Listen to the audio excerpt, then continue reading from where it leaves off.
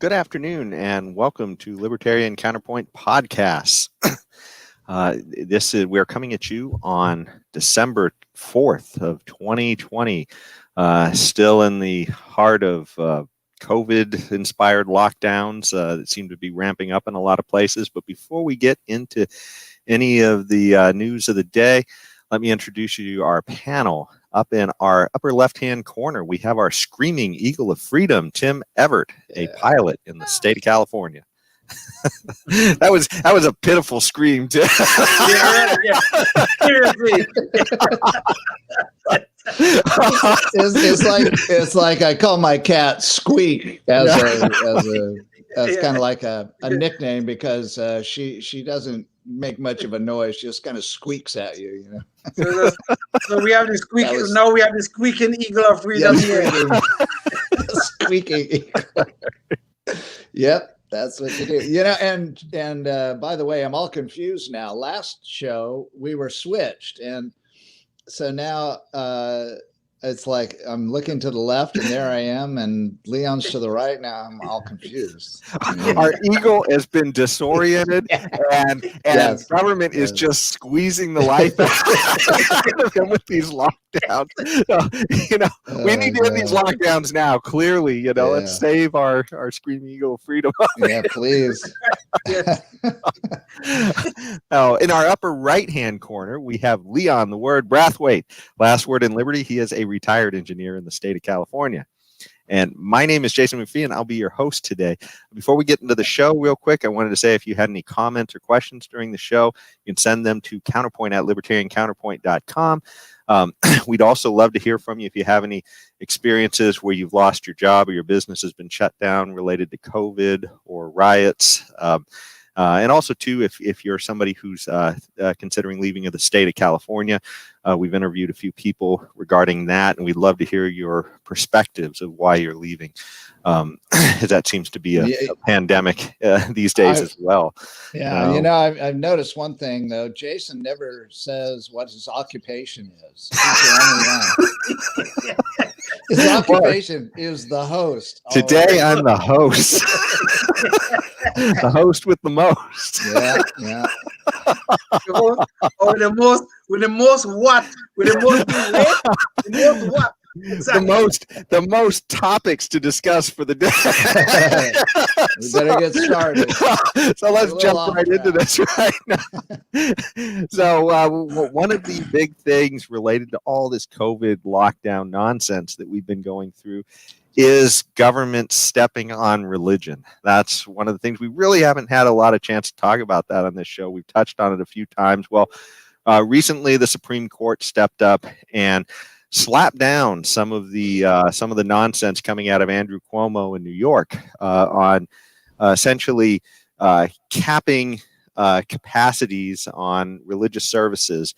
And it's certainly we can understand that you have a group of people coming together and it's more likely to spread, and I think everybody understands that. But if you're government and you're going to at the same time allow a bunch of people to get together and advocate or protest something that is in your political benefit, which is essentially what Cuomo's been doing all along in New York, and a lot of these big mayors who've been stepping on religion and while allowing people to congregate for to voice their opinions on whatever political issue that benefits essentially, I mean, let's just say it, I mean, the left, because that's where almost all these are.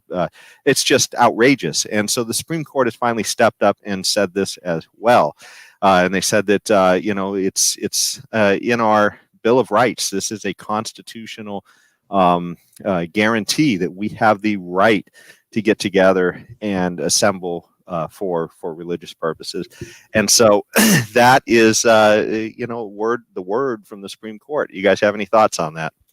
Well, I think it's the right decision, and it puts the onus of prevention of transmission of this disease, if that's even possible, of course, highly questionable about that, on the religious facility and the people that control it. And so, if everybody wants to go in there and push each other around like they do on the basketball court, or the football field without masks, if they want to do that, those people that go to church and hug and kiss and slobber and breathe all over each other, then so be it. But and yeah, okay, so now they're going to get COVID. Now they're going to spread it to some poor innocent little person standing in line at the Walmart that's open because you can't go to the mom and pop store that's closed. So you go to the Walmart and there you are, and you get COVID from the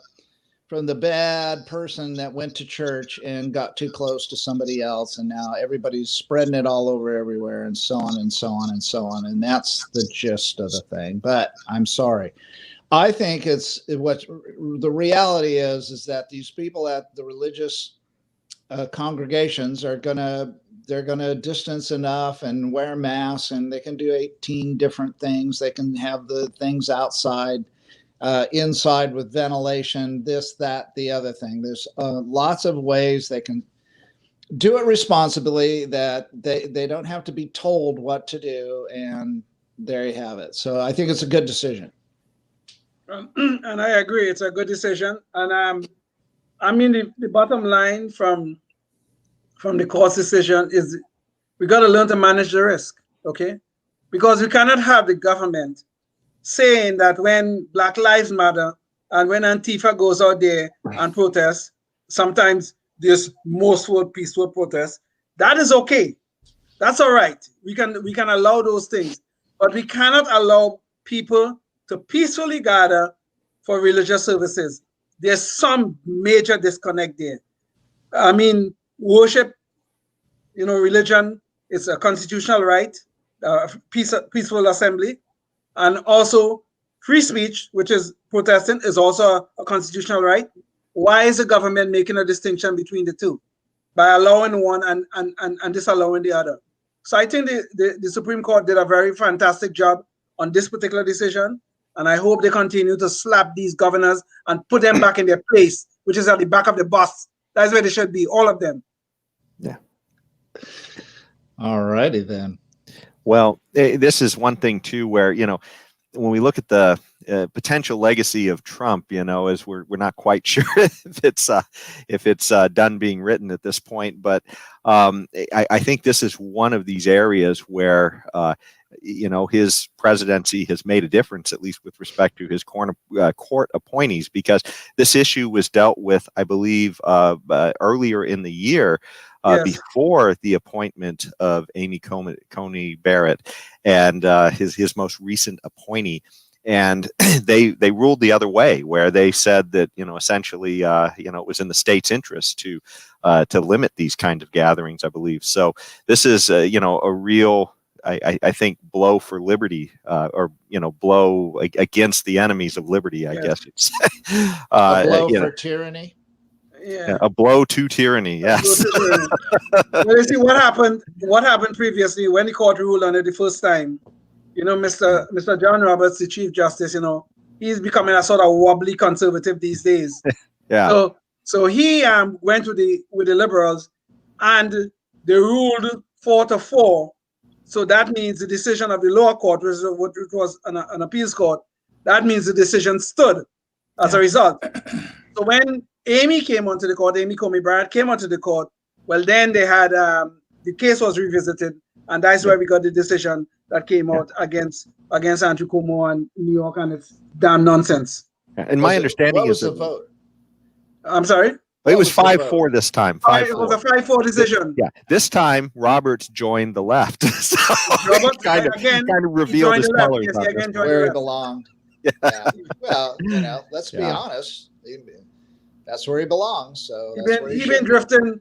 He's been drifting for a while now, even though some of his decisions are still what you'll consider on the right, but he kind of drifting. He really is. He's really drifting. Well, the idea that they could, use something, the guise of any kind of emergency to limit speech is just beyond the pale. I mean, that's the whole foundation of our check on government itself is our ability to talk with each other and our ability to share our ideas. And it doesn't matter. I mean, whether you agree with a certain religion or any religion at all, that's not the point. The point is what people want to get together to talk about. That's up to them. And it's absolutely terrible for them to signal out religion and blast them while essentially elevating their political cronies, to have essentially elevated rights of speech. Just terrible. And especially too when those other groups were actually often causing, destroying other people's rights in the process. Tell me this thing. Destroying their property and all kind of stuff, and these people are sitting around and saying that's okay. Kamala Harris, who if Joe Biden elevate to the presidency, she'll be the vice president. She has a group that was bailing out some of these people who was doing all this madness on the streets over the summer. She supports this. And then you want to tell me that is okay, but people can't get together and have a religious service to worship whoever they want to call their God. I may not agree with them, but that's their right. It doesn't matter whether I agree or not. Yeah. This is craziness. Yeah, it's awful. Well, speaking of other unprincipled, things coming out of the Biden administration,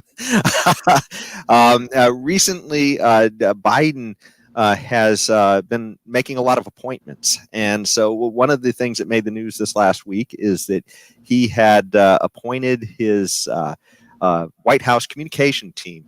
And they're all women, which, no big deal. If that's who he wants to appoint, more power to him. But when he appointed them, he made the statement saying, "I am proud to announce today the first senior White House communications team comprised entirely of women. These qualified, experienced communicators bring diverse perspectives to their work and a shared commitment to building the country back better." I'm not quite sure what communications directors have to do with building the country back. But aside from that, diverse, I mean, the whole point is you chose an undiverse group and then somehow they have diverse opinions.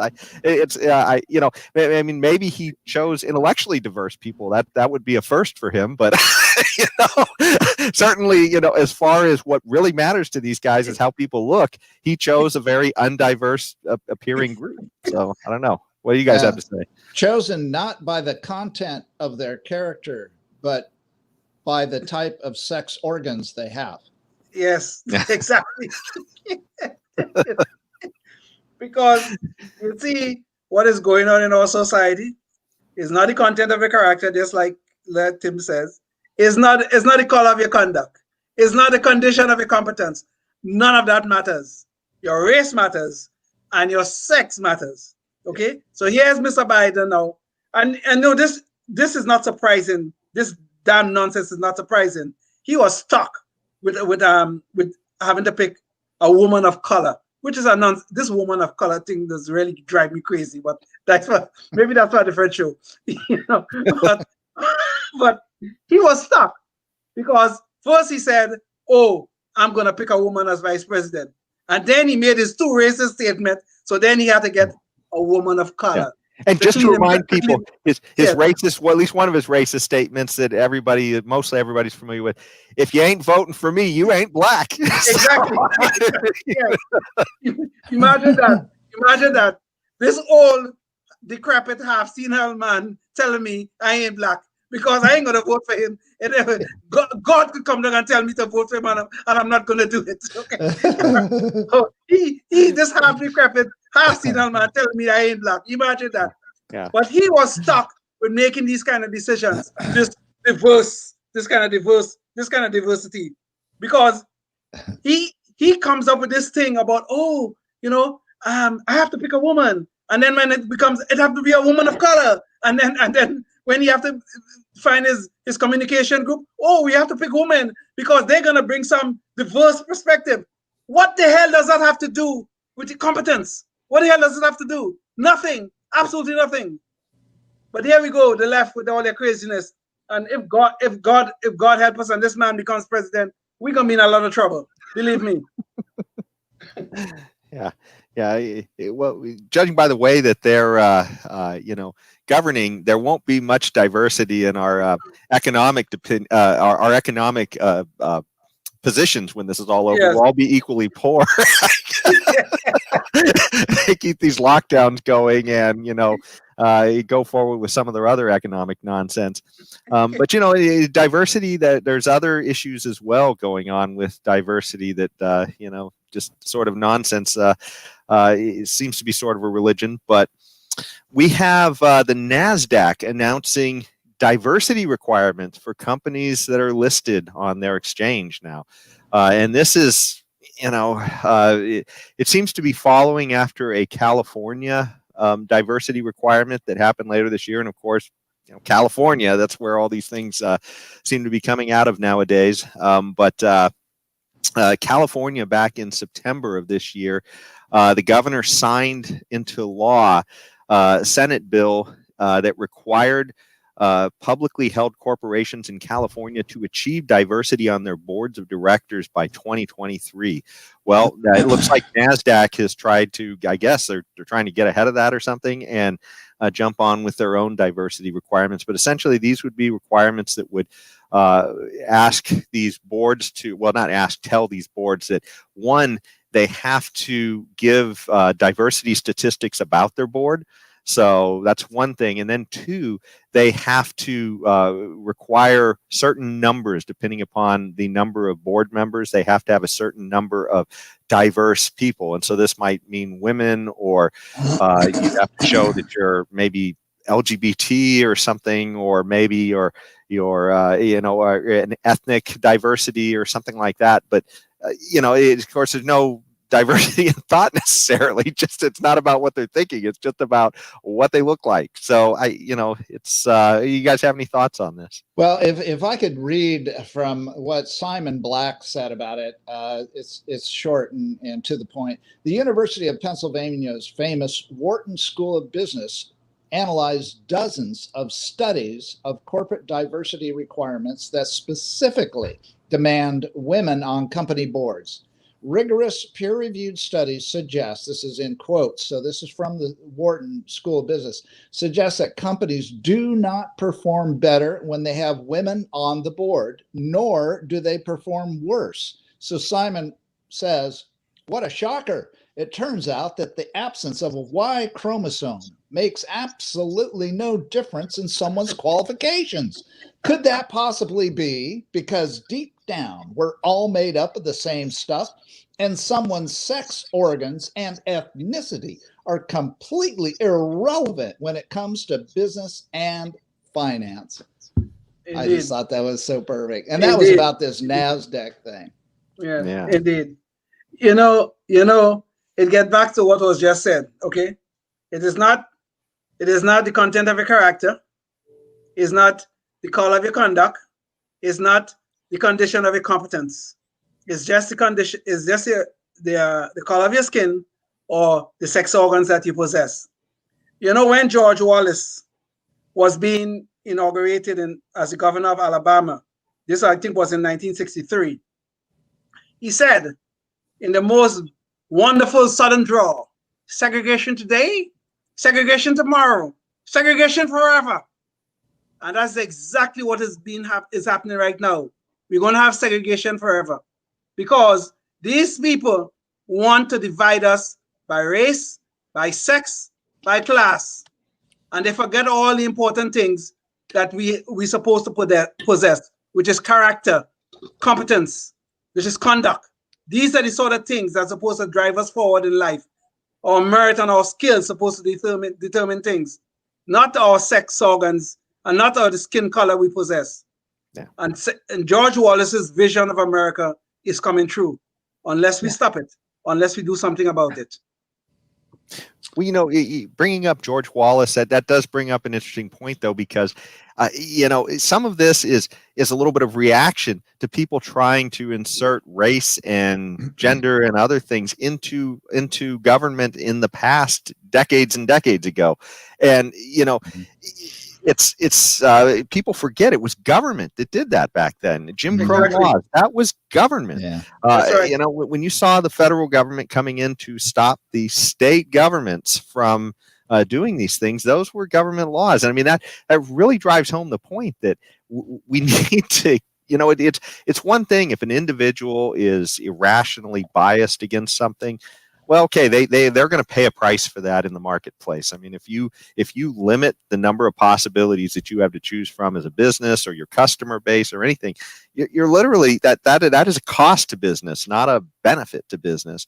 But when you put that in government, you know, there's almost no, you know, it's really hard to get out of it because you got to get over 50% of people to think the same way, you know, you do. Right. And Yes. you just, so it's terrible, but you know, government gets in decades and decades, generations ago, does this stuff, and now government is doing it again, and it's just, you know, wow. I mean, we just never get out of this loop. I mean, legal segregation. Okay, Jim Crow, which is we call Jim Crow, that lasted for 90 years, 95 years. Yeah. Okay, it only was able to last that long because the full weight of the government was behind it. That's the only reason it lasted. The marketplace would have taken care of that in no time. I mean, and I think we spoke about this before. Look at what happened in 1947. In 1947, Jackie Robinson got into Major League Baseball. That was a market at work, not the government. I mean, we had the civil rights movement after that, and it destroyed all of Jim Crow, which was a great and fantastic thing for the United States and for blacks in particular. But the marketplace was already showing its power in Major League Baseball and other areas of our lives at the time. Yeah. And the government came in after. And it specifically was able to do that because government didn't have a rule stopping Major League Baseball from doing it. I mean, Jim Crow, you know, if you were a business owner in the South and you said, hey, you know what, I'm not doing too good competing the way these other guys are, but hey, there's this group of people that are being discriminated against and I could let them come into my shop.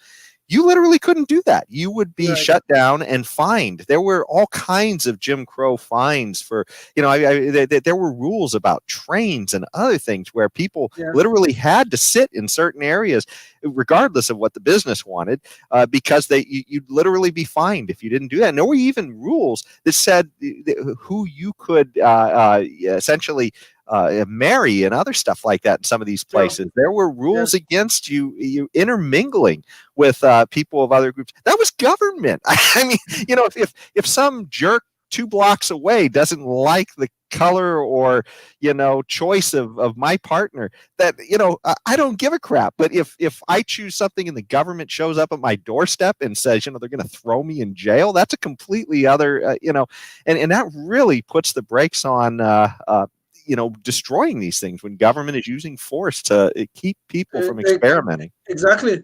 And look at even the simple thing like public education. In the South, blacks and whites could not go to the same schools. That's where this whole separate but equal thing came about. Is in 1954 when the court said anything separate is not really equal. Period. There's no such thing. And that's when the Brown decision came out, and that's what started the destruction of Jim Crow and legal segregation. But this is the whole thing. When government does these sort of things, that is why it could last as long as it did. The same thing with apartheid in South Africa. Yep. It's government, you know, a lot of times is causing a lot more problems than it's solving. Well, speaking of, you know, sort of knuckleheaded ideas, we're about at that point in our show where we try and wrap up with something ridiculous, our Knucklehead Noise Patrol here, something ridiculous that either a politician or somebody else in the media has been saying. And this time it is taking it back to the front of our show. It's Governor Cuomo. And about a week and a half ago, he was literally in an argument with some reporters. And, you know, maybe we'll see a lot more of that now that, you know, with Trump leaving, probably, you know, maybe some of these reporters will come to their senses and start questioning what they're hearing from some of these lefty leaders. But essentially, Governor Cuomo had a question during one of his press conferences that he said, that apparently that people didn't know whether or not their kids were going to be shut out of schools or not in New York. There was a lot of confusion. And so Governor Cuomo said to the reporter, first of all, let's try not to be obnoxious in your tone. And then he says, you're 100% wrong. When he's saying that parents are just confused is what the reporter was saying about whether or not they're supposed to be locked in. So the reporter said, parents are still confused as well, he kept trying to say. And then Cuomo responded again. He says, they're not confused. You're confused. Read the law, and you won't be confused. And he said, the schools are open by state law. And then sure enough, the next day, de Blasio closed the schools in New York.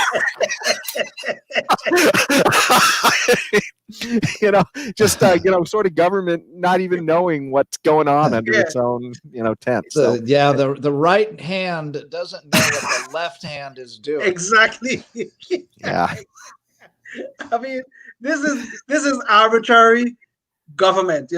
They're always so arbitrary in their thinking, always so arbitrary in the laws they pass. You got Tim, you're right. Left hand and right hand don't know what the hell they're doing, and we are all confused about it. They have no science to back it up, but they're doing it anyway because they think it's good for us. They think it's good for us. These people are trying to save us. God help us if this is how we are going to be saved, Lord. Well, there's a lot of people that are probably thinking right now that we're being saved by Biden coming around the corner. Keep mentioning that. I don't know why. Maybe, unless and his team of superheroes. Yes. Right. Who's going to make the sky? Who's going to make the sky bluer and all the puppies warmer and everything else, and the ocean will stop rising and all that. Oh, for sure. And COVID is going to disappear. Yeah, overnight. I do want to congratulate Leon on making it through 2 shows almost. There's still a little bit of time left without saying a single word that is considered to be a swear word by some people. Hallelujah. He has done a very fine job. And thank you, Tim. Thank you. Oh my goodness.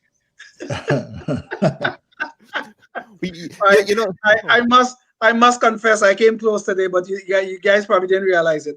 Well, I don't blame you, Leon. Usually the nonsense we hear out of government is just I'm telling you, some of this stuff that's driving me crazy here, what you wouldn't believe. But one final thought, to tie it to the beginning of the show is, I think there's an issue here too, where, a lot of people just have this blind faith in GOV. We're talking about faith in government slapping down religion, but there's a lot of secular religion going on around here too. It's just the faith in government, but if I could just say, I think it's the one God that is being held above the one true God. This is GOV. God. Yeah, it's GOV. Yeah, I call it the Almighty Great God Government, and it is the one God that is held in esteem by a good many people. Some of whom think they're really worshiping the one true God, but they're lying to themselves. They really do hold government as the greatest of all the gods that they have, and they have more than one. Well, we've reached the end of the show. Okay. We just don't have any more time, but thanks so much for joining us for this episode. You can catch more of our episodes at libertariancounterpoint.com on public access or Facebook's Libertarian Counterpoint page. Thanks so much for joining us, and we'll see you at the next one. Indeed. Goodbye.